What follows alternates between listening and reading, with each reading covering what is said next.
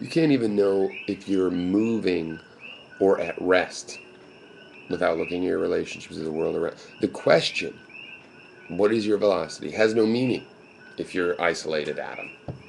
Okay, and that's no doubt what leads you to think that relativism isolates you that way. But no, because it says that if you cut off all of your senses and become this isolated atom, which is not a relativist's fault, um, there is nothing for you. There is no world for you to imagine. To know if you're moving or at rest, what's going on with you, you have to be able to access those relationships. And luckily we can.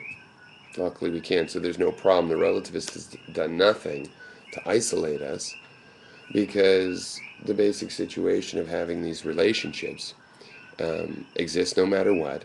And somehow I don't think that inventing a philosophy based on the same root and idea as relationships, to relate, that things are relative, that there's truths, but they're truths about how two things relate, right? Like two things are going to collide. Is that an absolute? No, it's a relative truth.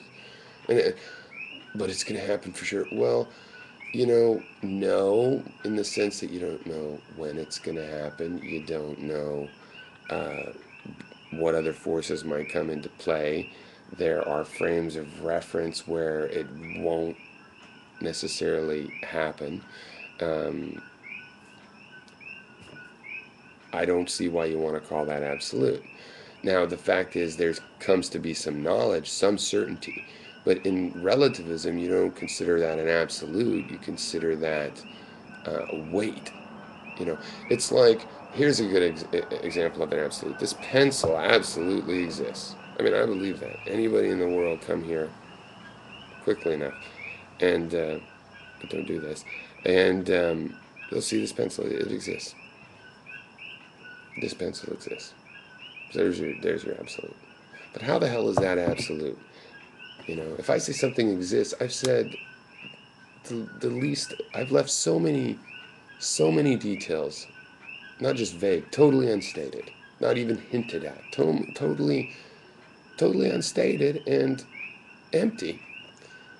You know, to say something exists is to cop out on saying the 99.999. The huge amount of its detail about it. How can we call that absolute? Why would we want to call that absolute? You know, I understand that we're humans. It's a reliable thing. We need some word for it. And, we could even reuse the word absolute if it weren't hung up in this philosophy, this philosophical history that took it to mean so many other things. Now, I think it's ironic that you think that skepticism is isolating, and skepticism makes you just feel that you can be all about your own feeling, because in the end of your video, right, as you point out, relativism doesn't do that. When you're not relativistic, that's when you're comfortable in your own feeling. Oh, that's not what you tell yourself. You tell yourself, this is the way it is. When somebody has this happen to them, this is how you feel. I'm normal, and that's the way it is. And they don't think they're doing that because they don't think it's the personal thing. They think it's a universal. No, they don't think it's personal.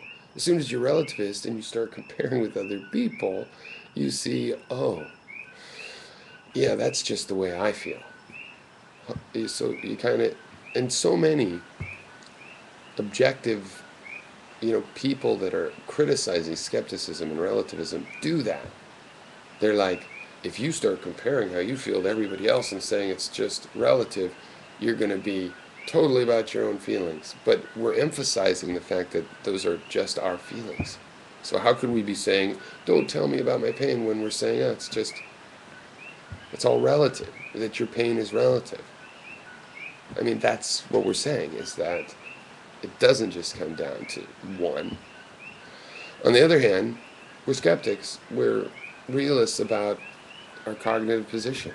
I mean, I am over here, you're over there. Okay. So we're only going to be dealing with our feelings. That's what we have to deal with. So when I try to take your feelings into account, all I can really do is take my feelings about what I imagine you might feel into account. But I can get pretty good at that because we share so much DNA and language and everything that I can do a damn good job of guessing what other people will like want to drink water every once in a while.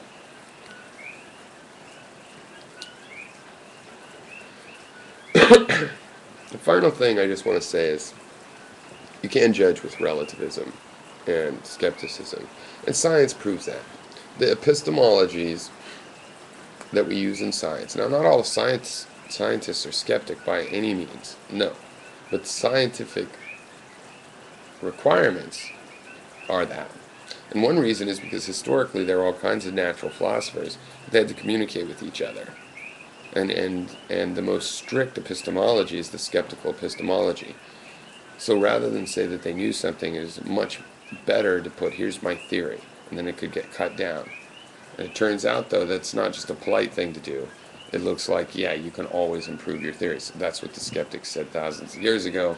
That's what we still believe. There will be no final theory. If you have something you want to call a theory of everything, fine. You mean all the five forces that we've been trying to explain. It's not a theory of love as well, and a theory of actually of everything is just a hypothetical goal, so that you keep getting theories of more things. And yet science, and that's a skeptical epistemology. The fact that you don't say this is absolutely true dogma, you say it's a theory. And that you go from the evidence, because the original skeptic said you can assent to what appears to be the case, and you can say, well, it appears to be to me that the house is made of bricks, but I haven't gone on the other side of it. It appears to be to me. You could say that, and that's what science does. Science says, well, we have a theory because it appears to be to us, and by the way, it's also relative. It turns out everything's relative, even time and all these things are relative. All these facts are relative. You can't even tell if an event is simultaneous. Two events are simultaneous in another rest frame. They won't be, and you can kind of do math to work it out, but sometimes you have to wait to see who's going to do the U-turn to figure out whose clock was going slower. It's not one way or the other until it's all relative to how things unfold, to the velocities, to everything. And yet science makes judgment, right? Science judges, the quality of experiments, the value of abstract statements and claims about reality. So it can be done, and in fact, it can be done really well. Why? Because really is our situation. We're in a skeptical situation. Okay, I said that was final, but the actual final thing is, all right, I told you why all things are relative is not an absolute statement. I'll tell you another one.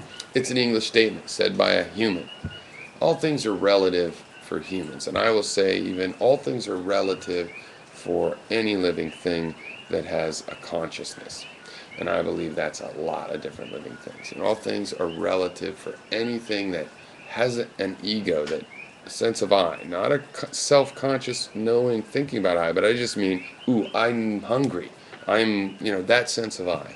Anything that has that, everything's relative because it gets all of its information through perceptions. And I myself can't really imagine another kind of a consciousness besides one that collects information through senses. But then again, I'm a human. I'm sort of biased by my experience here on Earth with myself and these other animals. And there are plants. Maybe they have some other kind of consciousness. But if they have any kind of consciousness at all, I think it's through them absorbing photons and chemicals and with something analogous to senses. And if you were to make a life form, I just don't see how it wouldn't collect senses and then be a material being, and therefore limited, and therefore collecting information, and therefore unable to have any kind of information that wasn't relativistic and also skeptical. Cheers.